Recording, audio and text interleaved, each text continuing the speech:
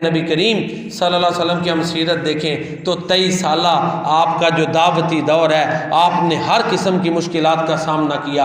माज़अल्लाह प्यारे नबी सल्लल्लाहु अलैहि वसल्लम को मजनून कहा गया, काहिन कहा गया, साहिर कहा गया और शायर कहा गया।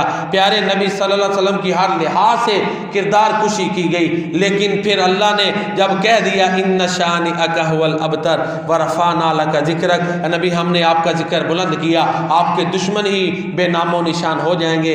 तो आप देखें ना, प्यारे नबी सल्लल्लाहु अलैहि वसल्लम वाहिद वो हस्ती हैं कि जिनकी ज़िंदगी का एक एक लम्हा अल्लाह ने महफूज कर दिया और जिनकी इज़्ज़त और नामूस का, जिनकी तालीमात का अल्लाह खुद मुहाफिज है।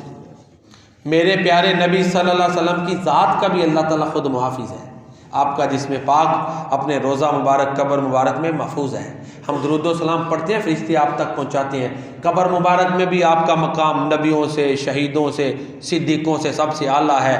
लेकिन हमें उन कब्र के हालात का पता नहीं है। जो मेरे नबी ने फरमा दिया वो बरहक है। तो ये आपका मकाम कब्र में भी सबसे आला औला बाला, हशर में भी सबसे आला औला बाला, तमाम जहानों में प्यारे नबी का मकाम अल्लाह के बाद सबसे आला।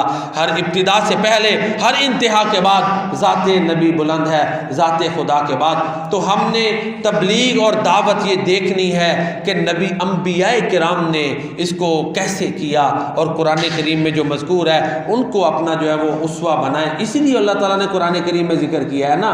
और फिर इस नबी की हर फर्द की ये जिम्मेदारी है कि वो दावत दे, क्योंकि अल्लाह के नबी का फरमान है बल्लिगु अन्नी वलो आया, अगर तुम्हें एक आयत भी आती है तो तुमने पहुंचानी। आयत का जिक्र है, कुरान की आयत का।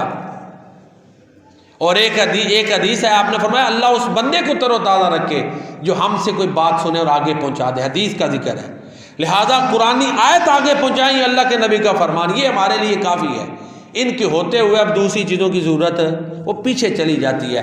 अल्लाह ताला हमें प्यारे नबी की प्यारी सुन्नतें और तालीमात अपनाने और उन पर अमल करने की तौफीक अता फरमाए।